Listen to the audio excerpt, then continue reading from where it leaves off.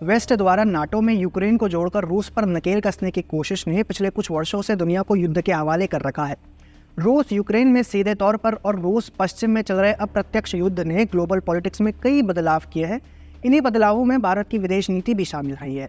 दोनों देशों के बीच 2.5 साल से चल रहे संघर्ष के बाद प्रधानमंत्री नरेंद्र मोदी रूस की पहली यात्रा पर गए हैं। तब से पश्चिम का मेल्टडाउन भी देखने लायक है और इस मुलाकात से बदलती भू राजनीति भी। रूस के साथ भारत के पारंपरिक संबंधों के चलते जहां पश्चिमी देश इस मुलाकात पर करीब से नजर रख रहे थे, तो वहीं दूसरी तरफ नाटो ने भी औपचारिक रूप से घोषणा की है कि यूक्रेन पश्चिमी सैन्य गठबंधन में सदस्यता के रास्ते पर है। वैसे नाटो की घोषणा का भारत की विदेश नीति पर कोई असर होगा या दिखाई नहीं देता है। रूस यूक्रेन संघर्ष की पीक पर भी भारत ने अपने आप को पश्चिमी की लड़ाई का हिस्सा नहीं बनाया था और यह भी साफ किया कि यूरोप को अपने बबल से बाहर निकलने की जरूरत है। उसकी समस्याएं विश्व की समस्याएं नहीं हैं और भारत अपनी विदेश नीति नेशनल इंटरेस्ट को देखकर तय कर सकता है। यही देखा भी गया है।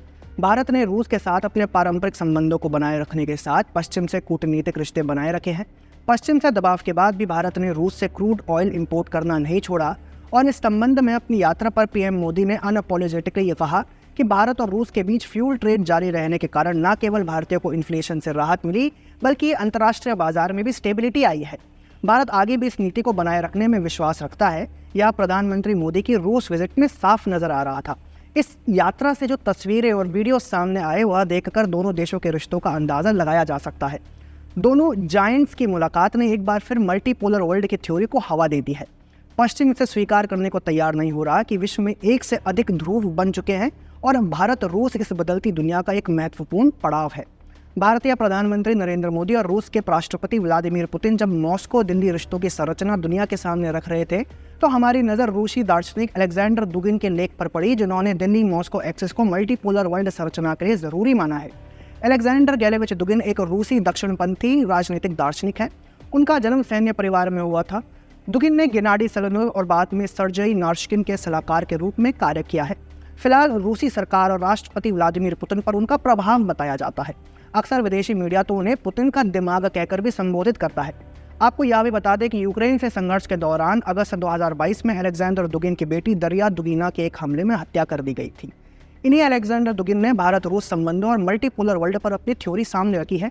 इनका कहना है कि भारत एक सभ्यता मूलक राष्ट्र है, दूसरी ओर रूस यूरेशिया एक सभ्यता मूलक राज्य है। इसीलिए भू राजनीति, अर्थशास्त्र और संस्कृति के संदर्भ में उनके संबंधों को स्पष्ट करना जरूरी है। दुगिन मल्टीपोलर वर्ल्ड को नॉन लीनियर सिस्टम के रूप में देखते हैं। उनकी थ्योरी है कि एक मल्टीपोलर सिस्टम की स्थिरता के लिए प्रत्येक ध्रुव का एक से अधिक मेन ओपोनेंट नहीं होना चाहिए। यदि हमारा मेन ओपोनेंट पश्चिम है तो अन्य सभी ध्रुवों को सहयोगी होना चाहिए। इस सिद्धांत के तहत अपना गठबंधन बनाने में सभी को मार्गदर्शन करना चाहिए। केवल वे लोग जो ग्लोबल हेगेमनी के रास्ते एक ध्रुवीय प्रभुत्व स्थापित करना चाहते हैं, वे एक से अधिक ओपोनेंट रखने का जोखिम उठा तो सकते हैं, पर अंततः उनके पतन का कारण यही बनेगा। दुगिन के अनुसार प्रैक्टिकली आधिपत्यवादी के लिए यह देखना होता है कि अन्य ध्रुवों पर एक से अधिक ओपोनेंट हो और इसमें पश्चिम शामिल नहीं होगा। यह रणनीति ऐसे ध्रुवों को नियंत्रित करना आसान बनाती है। अब दुगिन की इस थ्योरी को हम वर्तमान भू राजनीति में रखकर देखें तो क्या कोई भी देश है जो वैश्विक आधिपत्य की बात कर सकता है? भारत के पास चीन के साथ और कुछ हद तक इस्लामी दुनिया, विशेषकर पाकिस्तान के साथ अपनी समस्याएं हैं। चीन ने रूस के साथ अपने संबंध बनाए हैं और लगातार पश्चिम को भी चुनौती दे रहा है। इस भू राजनीतिक बदलाव के चलते भारत पश्चिम के करीब आया है। हालांकि देखने वाली बात यह है कि ऐतिहासिक रूप से पश्चिम के साथ भारत के रिश्ते मजबूत नहीं रहे, चाहे वो औपनिवेशिकता का मामला हो या तीसरी दुनिया का देश समझकर उस पर आधिपत्य जमाने का प्रयास। यही बात दुगिन भी कहते हैं। उनका कहना है कि भारत के पास चीन के साथ और कुछ हद तक इस्लामी दुनिया के साथ मुद्दे हैं। यह भारत को पश्चिम के करीब ले जाता है।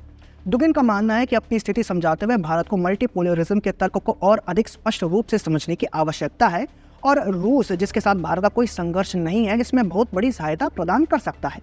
लेख के अनुसार रूस वर्तमान में आधिपत्यवादी के साथ संघर्ष में सीधे खड़ा है, जिससे मल्टीपोलर वर्ल्ड का निर्माण और इसके दर्शन को बढ़ावा देना दोनों देशों का स्वाभाविक मिशन बन गया है।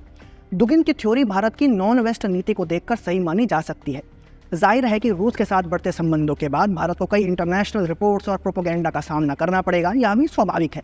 रूस पर यूक्रेन को लेकर बन रहे दबाव के लिए उसे वेस्ट के सामने पोलराइजेशन को बढ़ावा देना ही होगा। ऐसे में भारत रूस आने वाले समय में मल्टीपोलर वर्ल्ड के दो मजबूत स्तंभ बनकर उभरें तो उसमें संदेह नहीं होना चाहिए। आपकी इस बारे में क्या राय है?